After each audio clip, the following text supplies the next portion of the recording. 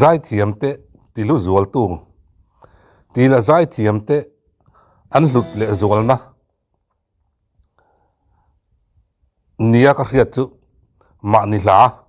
an din chu pui hi ni hei zai thiam tam tak kan na ya tun lai phei chu kan mainstream lampang hi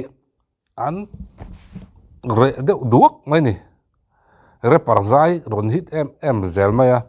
khatiang khani kan artist te ain re par zai hit rock khatiang chi te kha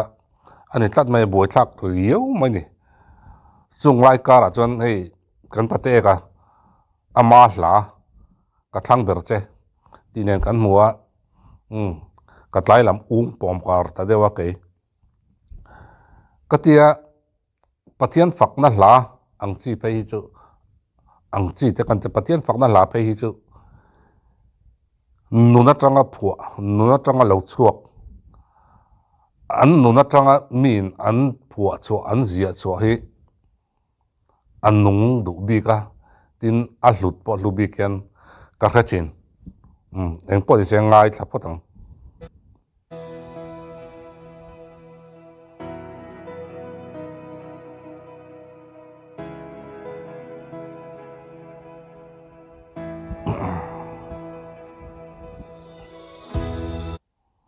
ngoro alu main lokin hei kai thak tir khan music aron nema alahi hei ama omil rock and roll music de rock de ang chi khan ni don loguti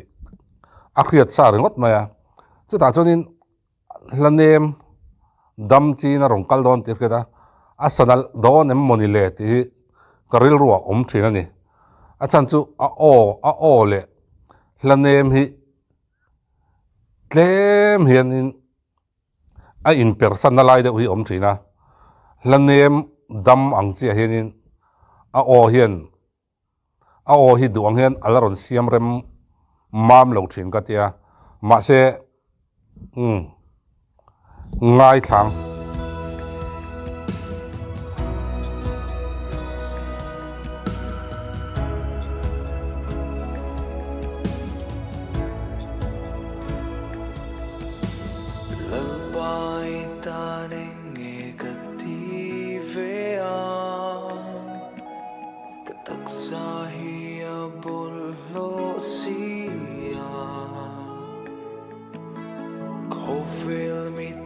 chuan katling zolo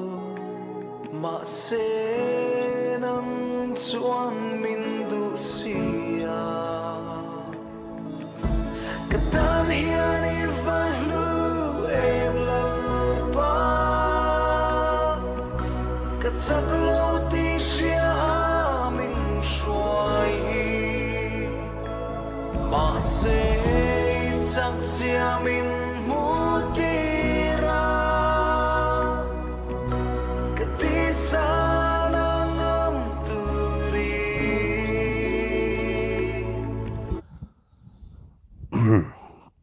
karil ruwa thil tam takalo luta ka ngai to aneu newa icon aron tel don khan ne tuidam kong chhel tuka scooty kepil vakin ron tlan chang ron ti chau chong chonga karil ruwa chung ta chu aron lang da ya achan chu ei chang khat na kan ngai tha icon aron tela fak a hloa aron zai fu chiang lo mo in aron vor chho ngek mai ni chu ta chonin ming thararon nei pha tan ta fu chiang te a fu em zel mai ni zai kha anon kal chhole zela ron kal chhole zela gospel aron lut chhowa a vung wang lai takin leng zem le leng long chho vela a vung wang lai takin gospel a lut thut mai ni soisela hlo na sa azai te achan chu gospel ophoi le leng zem leng long ophoi in an lo na chen hi a oma chunga chanin soisela hlo na sa tin gospel a chona thiam lawang azai anal lo anal don lo chuti khati ti te social la ka atam turu ni chung zong le ala thu ka ngai to ka ril ruwa thil tam takom ka duai ka trong nem to Nei song song ita ni se Ka thiam le thei na song nen hia Har san mang an ni a po Nang ka ne na I ong ren si Ka tan hia ni fa lu em lo pa Ka chak lu ti xia min shuai Ma se chak xia min mu ti ra Ka ti sa nang am tu ri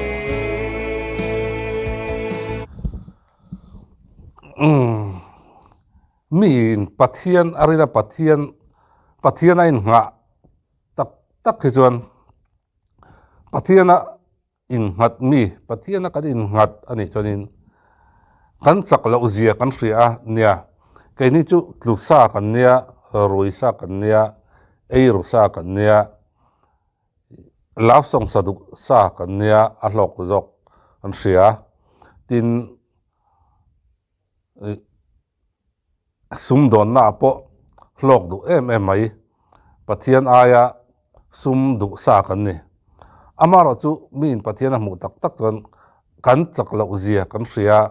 a chak zok isua pathiana kan dinga chuta chuan chatuan lungpui o krista i ang chunga min humang che a ang chunga mi awa oma a chak lo zia kheta pathian ang chunga om na da chuan mi chak khan thil tam tak ati sak ta zok thina chu tiang che chuan hei kan pate ka poi ka tia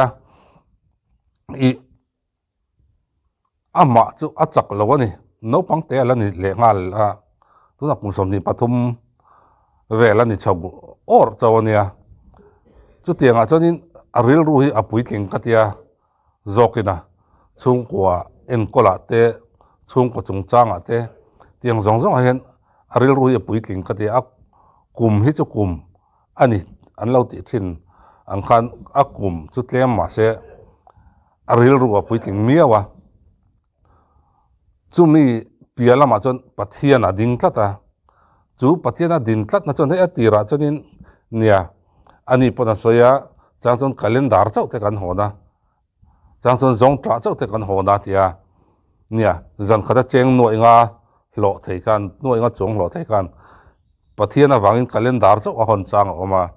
zong tra chau te hon chang oma amaro chu ta chonin hei chu pathian wang ani chon apoi lo etia akal lui zela ta chonin pathian hian ama ring tu te chu an mual phau te an moi lo te a hlau zia hi a lo lang chuak ta ni love song a om la ya love song pakhat po phua hlei thei lo har sat khan pathian fakna la moi zet le nung zet arom phua chuak chauta hei chu a chul mai hi ka ring lowa a hlathluk te a hlathu te ngai tua en hianin hlatlo tur chi ni in ka hria chung chu aron petlat mai ni a choi moi khan a choi moi let vetlat ka te tu na hian chu ka mu dan ania tin azaya lu taila hei atira chanin keima ponin beng ti kham ang chi kha ka nei fo ni pathian fakna la saka hian amaro chu mi in siam rem thei mi le mi in siam thra zung thei ani zia hi alanga ma son tur chon mi in siam rem mi thei mi le mi in siam rim zung thei an ni lo chon enga ma hian ma son thei lo topani hring nu na hian ezon na ni mo zaya ni mo football ni mo wrestling ni mo UFC ni mo mi a in siam rem zunga a chak lo na le a fel lo na lai te khatiang a khria a in siam rem a in thom tha zung ni ka chon ma son thei chong lo chu tiang te chu kan top artist ni anga kan nei a then kan ma mai ma na tanga vo in ni thenga ngai reng dik lei thei mi alo ma ni tre ka po la zai lai char char kha tiang chi kha kan nei treu mai chu nia engki ma hian ain siam rem zung a hi a o te tiang zong kha a chak lo na ang chi ho aron siam rem nema atira ka beng ti khep thin ang chi ngai thak hei chu o tlai chu ka ti ang chi kha pathian fakna la chuan ka ti ang chi kha hei aron siam rem mam chho zela nung deuh ngai thak om mi lo ngai thak nuam deuh hian tu nu a hei chuan aron zai chho thei ta hi aresa a fak om em na ning ka ria chan chu nunga zai tur chuan in pathian a po ngai boka pathian ne na anin dor fuwa anin dor ngeya anin kom ngeya anin thian thatangai ni anin pa fa thatangai ni chung zong chu anei ti hi a hriata hei la pakhat in sit tak chungin ron ti choka amaro chu a sit om lo zia a choi moi tu le a ro pui zo a siam tu zo kina aron choi moi zia le aron choi ro pui zia aron lang chok ta zo kani chan chu love song angani lawa pathian fakna la chon kan fakane na kanin zom thatangai tlat chu nun chu anei hi a ro pui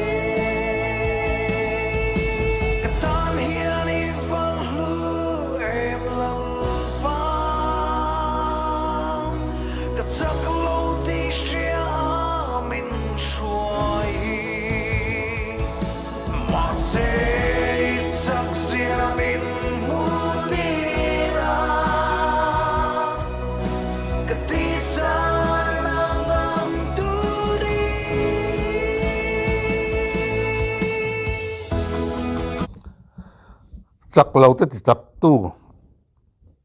pathian chuan a ruai ti hi riat ngoi mai ni hei ka tia sanaya chuan te tin